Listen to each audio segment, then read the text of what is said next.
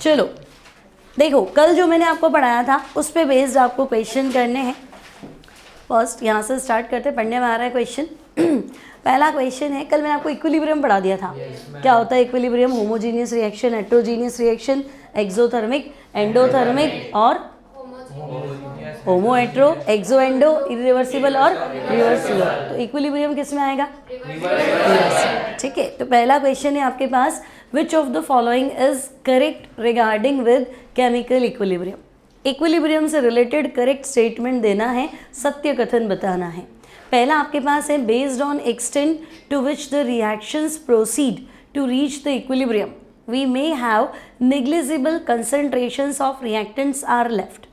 ठीक है, अब देखो, जिनके इंग्लिश मीडियम है उनके तो एग्जाम में इंग्लिश में क्वेश्चन आता है, जिनके हिंदी मीडियम है उनके इंग्लिश में भी क्वेश्चन मिलेगा और हिंदी में भी मिलेगा, है ना। अब थोड़ा सा भी डाउट हो तो ये कहना चाह रहा है कि जैसे आपकी रिएक्शन हो रही है बेस्ड ऑन एक्सटेंट मतलब स्पीड, ठीक है, वो स्पीड जिस पे रिएक्शन हो रही है, तो क्या ऐसा हो सकता है कि इक्विलिब्रियम पे रिएक्टेंट जो है वो बहुत कम बचाओ, ऐसा तुम्हें मानना है, मतलब कहना ये चाह रहा है। क्वेश्चन समझ में आ गया भाई? एट इक्विलिब्रियम क्या होता है? Forward equals to backward. तो क्या ऐसा हो सकता है कि इक्विलिब्रियम आ जाए, वहाँ पे रिएक्टेंट बहुत कम बचाओ और प्रोडक्ट क्या हो? बहुत ज़्यादा, ये सोचना है। सेकेंड, इक्विलिब्रियम स्टैटिक नहीं होता है।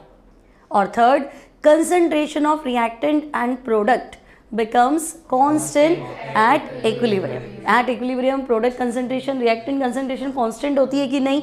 और चौथा, all of these। सत्य बताना है, करेक्ट स्टेटमेंट देना है। एक ही स्टेटमेंट सही है ना। तुमने पढ़ा था इक्विलिब्रियम जो है वो डायनामिक इक्विलिब्रियम में पढ़ा था, तो ये वही तो कह रहा है। ये कह रहा है इक्विलिब्रियम स्टैटिक नहीं है, स्थिर नहीं है, तो गतिशील है। तो आपने यही तो पढ़ा था, इक्विलिब्रियम इज डायनामिक इक्विलिब्रियम। तो ये भी तो सही है, नहीं है ना। और ये देखो, कंसंट्रेशन ऑफ रिएक्टेंट, ये तो पक्का है कि एट इक्विलिब्रियम फॉरवर्ड की स्पीड इक्वल्स टू क्या होती है?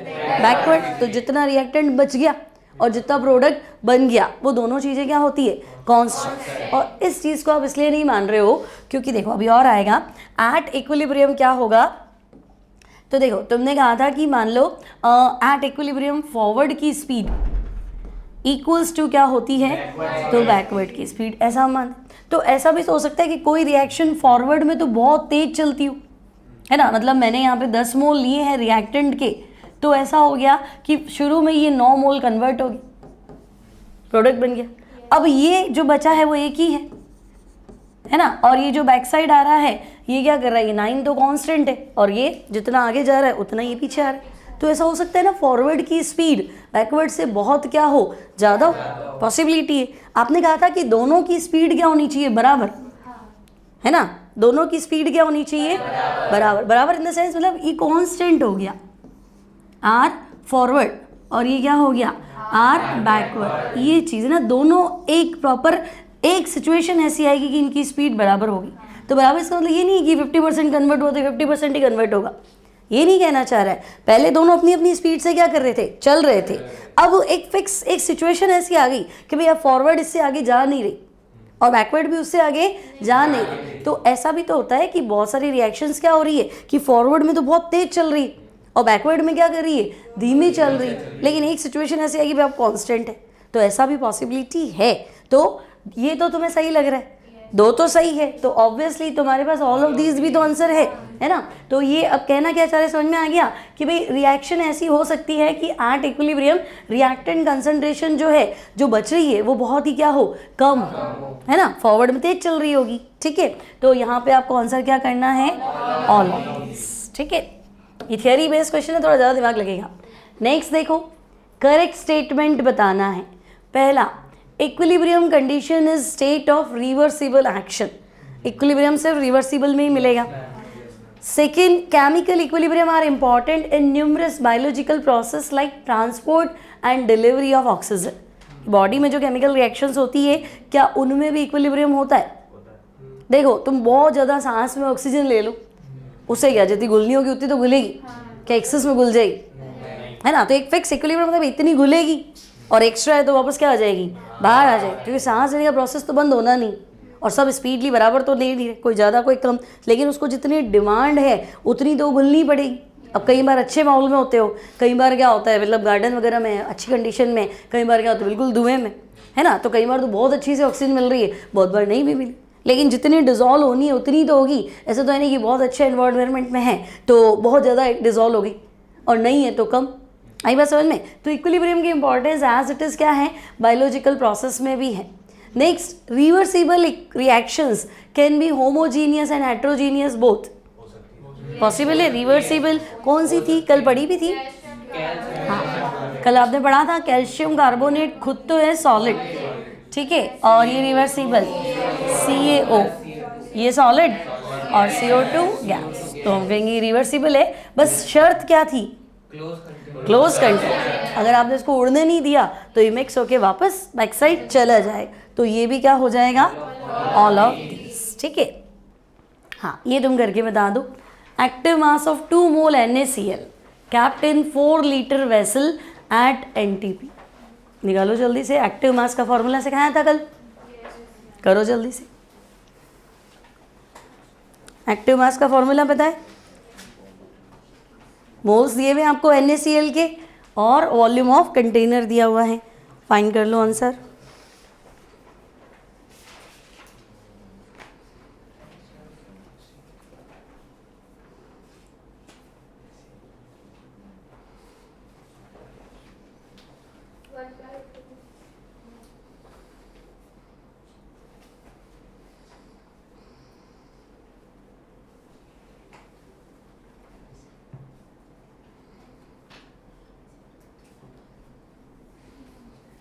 आ गया। एक्टिव मास में करना क्या था, गिवन मोल्स कितने 2 और वॉल्यूम ऑफ द कंटेनर, बस फाइंड क्या करना है आपको, ऑप्शन C, ठीक है, हाफ मोल, है ना। नेक्स्ट, कल से आगे कंटिन्यू करते हैं। कल आपने डिस्कस किया था, इक्विलिब्रियम हो गया था हमारा, है ना, ठीक है। नेक्स्ट हेडिंग लिखेंगे लॉ ऑफ मास एक्शन।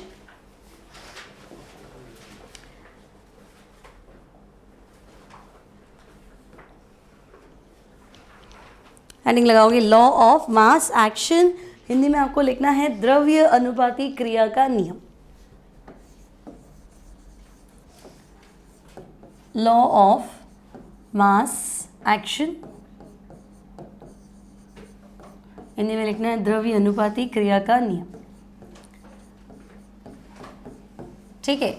अब एक बार पूछा हुआ है AEEE में कि साइंटिस्ट कौन था, जनरली नहीं पूछते बट आपको पता होना चाहिए।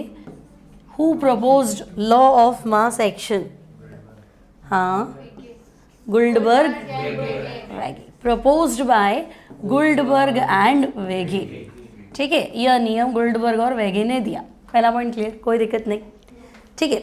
अब देखो, मान लो तुम्हारे पास एक होमोजीनियस केमिकल रिएक्शन है जिसमें कैपिटल A रिएक्टेंट है और इसके स्मॉल a मोल पार्टिसिपेट कर रहे हैं, ठीक है। फिर B के B मोल पार्टिसिपेट कर रहे हैं। प्रोडक्ट जो है वो है C के C मोल और D के D, तो हम कहेंगे ओके चलो, A के A मोल पार्टिसिपेट कर रहे हैं, B के B मोल, आंसर है C के C और D के D। अब जो रिएक्शन आगे चल रही है वो तो है फॉरवर्ड और वापस पीछे आ रही है वो है बैकवर्ड, ठीक है। तो एक रिएक्शन है फॉरवर्ड और एक रिएक्शन है बैकवर्ड, ठीक है। अब देखो लॉ ऑफ मास एक्शन है क्या, तो लॉ ऑफ मास एक्शन आपको कहता है अकॉर्डिंग टू दिस लॉ,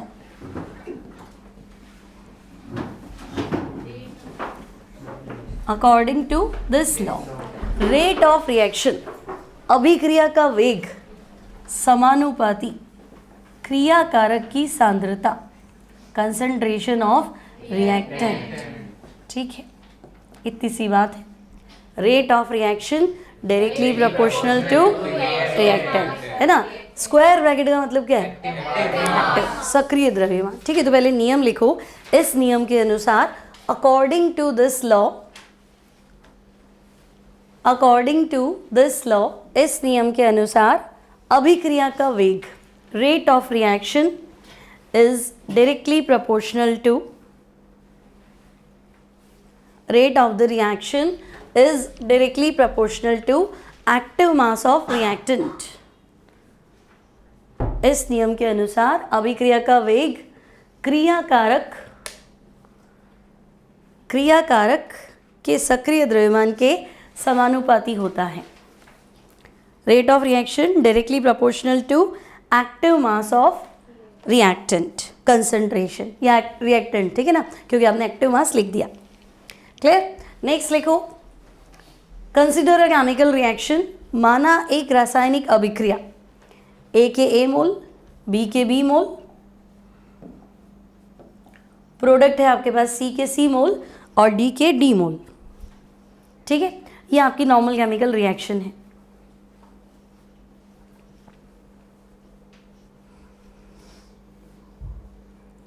ठीक है, अब ध्यान से देखो, ए बी मिलके सी डी बना रहा है, ये तो है फॉरवर्ड, और सी डी वापस मिलके क्या बना रहे हैं, ए बी, तो ये क्या है, बैकवर्ड। आपके दिमाग में इतना क्लियर है कि रिएक्टेंट ज़्यादा लेऊंगा तो स्पीड ज़्यादा रहेगी, रिएक्टेंट ज़्यादा है तो स्पीड ज़्यादा है, रिएक्टेंट कम है तो स्पीड कम है, इसी बात है। ठीक है, अब मैं कहूँगी नहीं फॉरवर्ड की बात करो तो rate of forward directly proportional to rate of backward. तो रिएक्टेंट क्या है, ए और बी।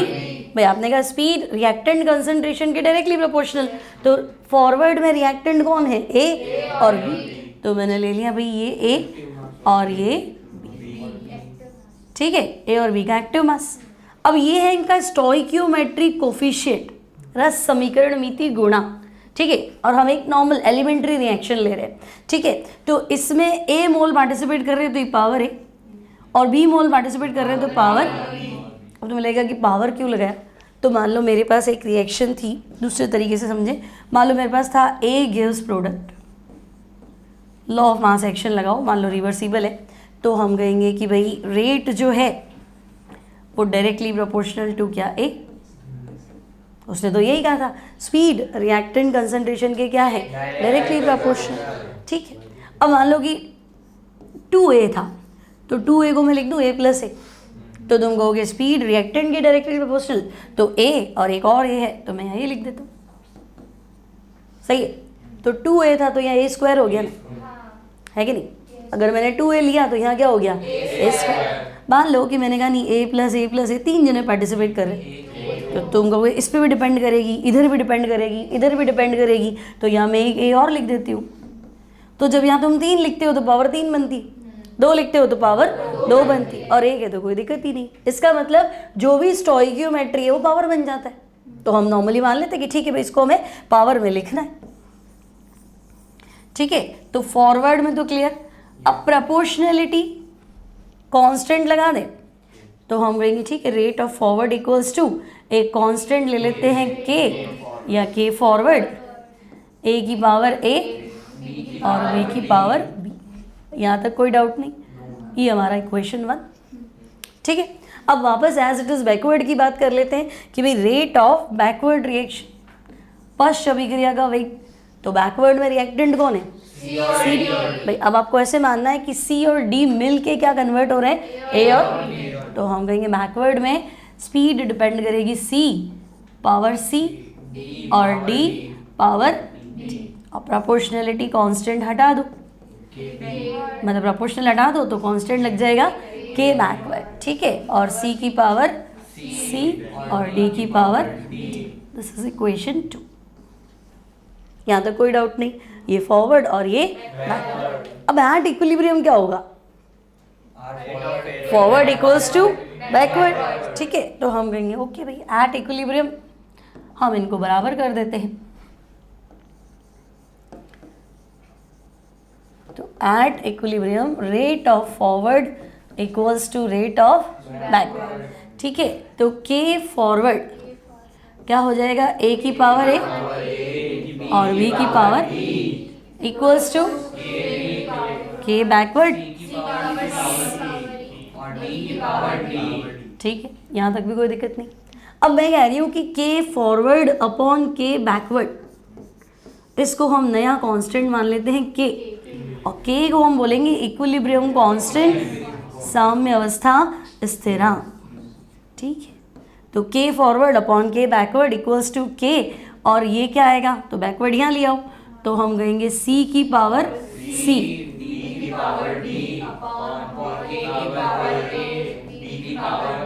ठीक है, ए की पावर ए और बी की पावर, तो हम कहेंगे ये हो गया इक्विलिब्रियम कांस्टेंट के।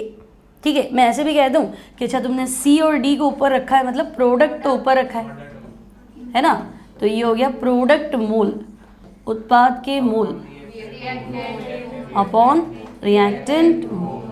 सही, कोई डाउट नहीं यहाँ तक? ठीक है, तो ये है आपके पास इक्विलिब्रियम कांस्टेंट। समझ में आ गया? ठीक है, वापस देखो, हम पढ़ रहे हैं लॉ ऑफ मास एक्शन, द्रव्य अनुपाती क्रिया का नियम, है ना, प्रपोज्ड बाय गोल्डबर्ग एंड वेगे।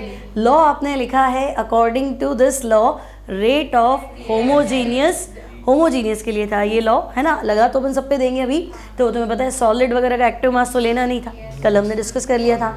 तो rate of homogeneous chemical reaction is directly proportional to active mass of reactant. किसी समांगी रासायनिक अभिक्रिया का वेग क्रियाकारक के सक्रिय द्रव्यमान के समानुपाती। ये आपने लिख दिया, ये नॉर्मल केमिकल रिएक्शन मैंने लिख दी।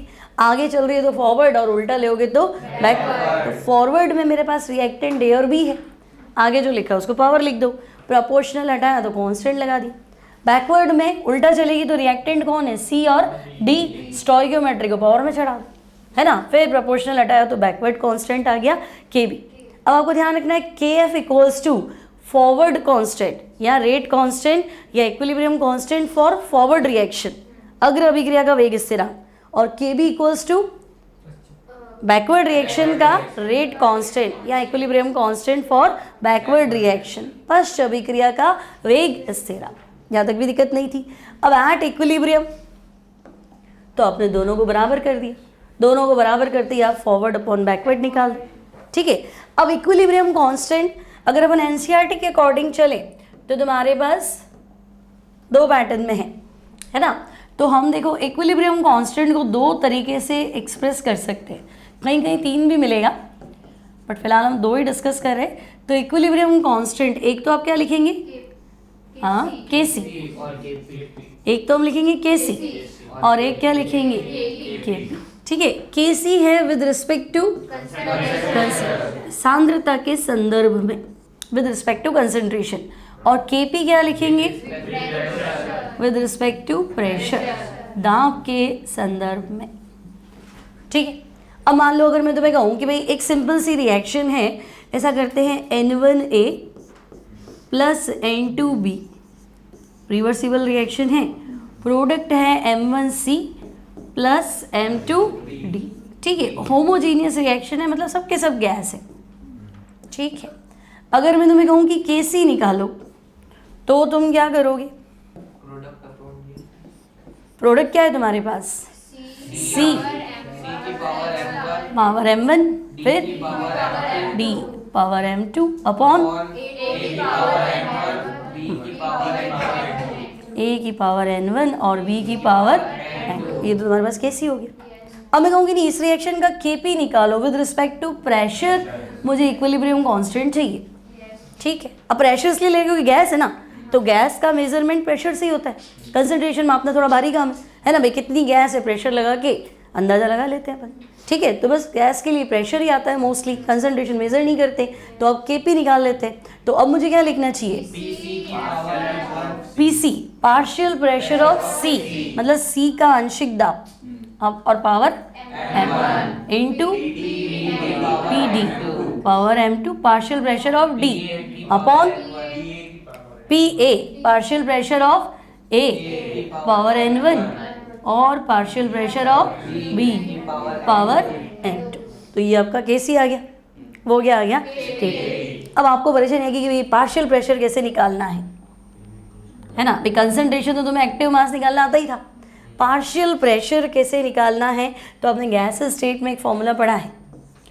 देखो, और नहीं भी पढ़ा है ना, तो एक जनरल मैं तुमसे सवाल पूछूं, हवा का प्रेशर कितना होता है, सबको पता है, एयर का प्रेशर होता है 180। हवा में नाइट्रोजन कितनी होती है 79, एयर में नाइट्रोजन कितनी है 79, 21 ऑक्सीजन, या 78, 21 और बाकी 1% में सब कुछ, तो लगभग है ना 78% है।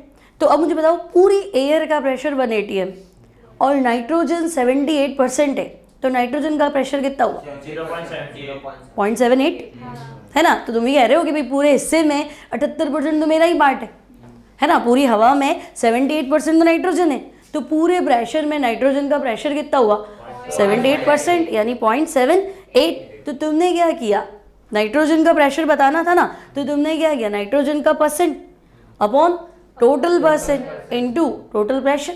तो एक एटीएम का तुमने 78% निकाला, तो पार्शियल प्रेशर मतलब किसी गैस का हिस्सा, है ना, तो तुम कहोगे गैस के खुद के मोल, कोई भी चीज़ है उसके खुद के मोल अपॉन टोटल मोल, है ना, आपका हिस्सा क्या, तो टोटल में आप अपना बता दो, ठीक है, इनटू टोटल प्रेशर।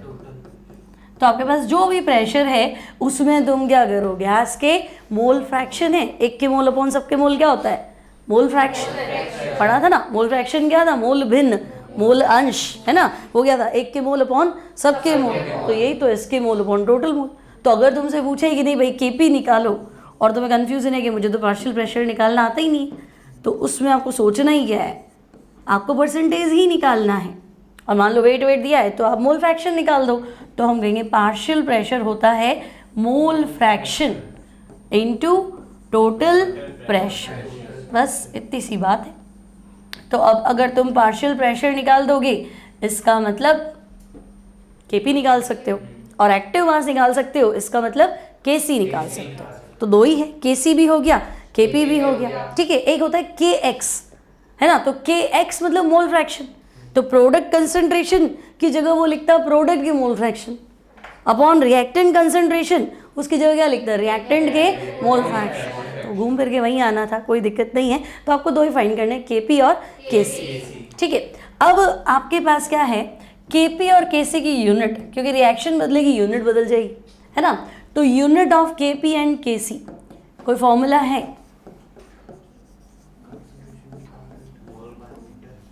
देखो भाई केसी विद रिस्पेक्ट टू कंसंट्रेशन, तो बच्चों को रहता है कि अच्छा कंसंट्रेशन लिख दो मोल पर लीटर, लेकिन पावर क्या लिखना है, डेल्टा एन जी, है ना, या फिर मोल पर लीटर, और पावर क्या आएगा, डेल्टा एन जी, ठीक है।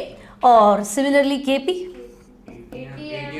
प्रेशर, तो एटीएम की पावर डेल्टा एन जी, और एटीएम में नहीं हो तो दूसरी यूनिट क्या है, बार की पावर डेल्टा एन जी, कोई दिक्कत नहीं, ठीक है। और डेल्टा एन मैंने आपको कल ही सिखाया था, क्या होता है delta n g, gaseous product mole, ठीक है, gaseous product moles minus gaseous reactant, कोई डाउट नहीं, ठीक है। और कल मैंने तुम्हें एक कॉन्टेक्ट मेथड बताया था, तो वापस बता दो,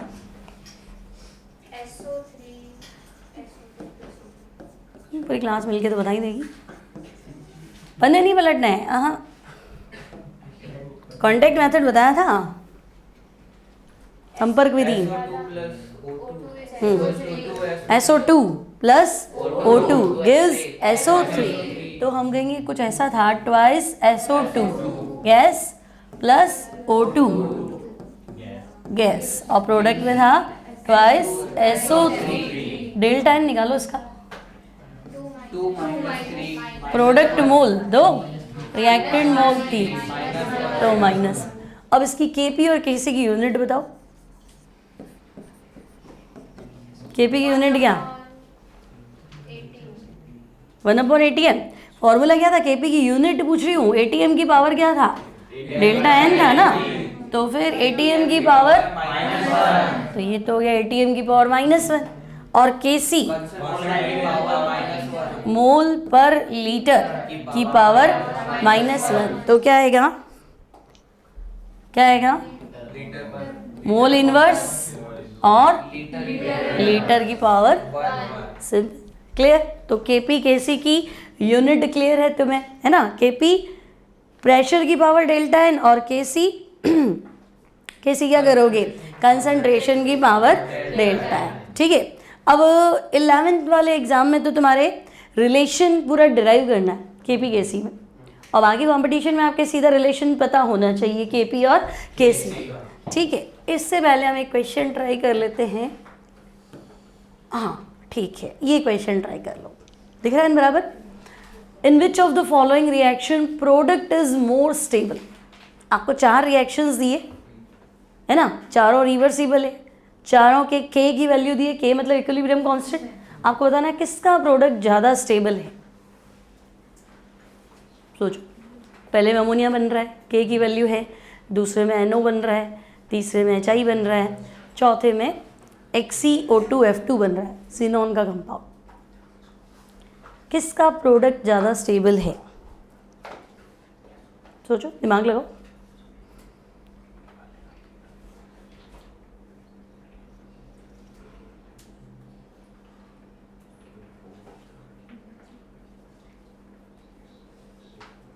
रिएक्शन तो है जो है, फोर्थ लग रहा है, थर्ड और फोर्थ किसको लग रहा है? 1 2 3। देखो, इक्विलिब्रियम कांस्टेंट है, सीधी सी बात है। के क्या है? Equilibrium constant. तो मुझे इतना तो पता है कि के होता है product concentration upon reactant concentration. अब तुम खुद सोचो, के ज़्यादा है तो क्या चीज़ ज़्यादा है ना, तो प्रोडक्ट बन रहा है तो फिर स्टेबल होगा, वही तो बनेगा। तो ग्रेटर द वैल्यू ऑफ के जितना ज़्यादा होगा प्रोडक्ट कंसंट्रेशन उतनी ही ज़्यादा होगी। लेकिन उसे कंसंट्रेशन पूछा नहीं, तो भाई प्रोडक्ट क्यों बन रहा है? जो स्टेबल होगा वही तो बनेगा। अनस्टेबल हो जाए तो वापस घूम के आ जाता ना। तो तुम कहोगे प्रोडक्ट कंसंट्रेशन बढ़ेगी, या अगर उल्टा बोले तो प्रोडक्ट की स्टेबिलिटी भी क्या होगी? बढ़ेगी। ठीक है, तो हम कहेंगे प्रोडक्ट स्टेबिलिटी बढ़ती है। अब मुझे बताओ, कौन इन चारों में से फॉरवर्ड ज़्यादा चल रहा है? आगे कौन सी रिएक्शन चलेगी? फोर्थ के थर्ड? देखो, एट इक्विलिब्रियम में के क्या था? तो तुमने कहा प्रोडक्ट अपॉन रिएक्टेंट। तो ज़्यादा कौन बन रहा है? प्रोडक्ट। तो प्रोडक्ट ज़्यादा बन रहा है, मतलब ज़्यादा कब बनेगा? जब स्पीड तेज होगी कि कम होगी? है ना। और वैसे भी के इक्वल्स टू क्या था? के फॉरवर्ड अपॉन के बैकवर्ड। तो फॉरवर्ड की स्पीड क्या है? ज़्यादा है, इसलिए उसका रेट कांस्टेंट भी ज़्यादा है ना। तो अगर ये चारों रिएक्शन देके तुमसे पूछ लेता कि तुम तो ये बताओ आर फॉरवर्ड किसका ज़्यादा है, तो फॉरवर्ड में जाने से बनता क्या था? प्रोडक्ट बनता था ना। तो आपको ये कांस्टेंट की वैल्यू, भाई ये 10 की पावर -2 है, ये 10 की पावर 2 है, तो ये 200 हुआ ना। उलझाया उसने तुम्हें। और ये 294 है ना। और ये तो बहुत ही छोटा हो गया, 0.0014 आएगा। ठीक है, तो हम कहेंगे सबसे ज़्यादा वैल्यू ये है 294। तो ये ज़्यादा है, इसका मतलब HI सबसे ज़्यादा स्टेबल है इस डेटा के अकॉर्डिंग। प्रोडक्ट कंसंट्रेशन यहाँ ज़्यादा होगी, फॉरवर्ड की स्पीड यहाँ पे क्या होगी? ज़्यादा होगी। ठीक है, तो के की वैल्यू बढ़ेगी तो रेट ऑफ फॉरवर्ड रिएक्शन बढ़ेगी। अब बताओ रेट ऑफ बैकवर्ड किसकी तेज होगी? जिसमें के की वैल्यू क्या होनी चाहिए? लीस्ट होनी चाहिए, है ना। तो अगर ये बैकवर्ड ज़्यादा है तो ये चीज़ अपने आप क्या हो जाएगी? कम। तो अगर रेट ऑफ फॉरवर्ड ज़्यादा है तो बैकवर्ड कम होगी के की वैल्यू से, तो यही लग रहा है ना। अब देखो 10 की पावर -3, मतलब समझे 1/1000। तो अगर रिएक्टेंट 1000 है, नहीं हाँ रिएक्टेंट क्या है? 1000 है, तो प्रोडक्ट क्या है? 1। तो मैंने 1000 मोल लिए तो चल ही नहीं रहा है। तो 1 क्या है? नेग्लिजिबली। 1000 के सामने 1 क्या है? नेग्लिजिबली। मतलब फॉरवर्ड तो चल ही नहीं रहा है, और वापस क्या है? बैकवर्ड। रिएक्शन तो आपकी वही दिखा रही है। ठीक है, तो लीस्ट वैल्यू ऑफ के इंडिकेट्स बैकवर्ड की स्पीड तेज है, रिएक्टेंट कंसंट्रेशन ज़्यादा है, और मैक्सिमम वैल्यू ऑफ के इंडिकेट्स प्रोडक्ट कंसंट्रेशन ज़्यादा है, प्रोडक्ट स्टेबिलिटी ज़्यादा है। तो यहाँ आपका आंसर रहेगा फिलहाल ऑप्शन सी। ठीक है, समझ में आ गया? अब नोट कर लो।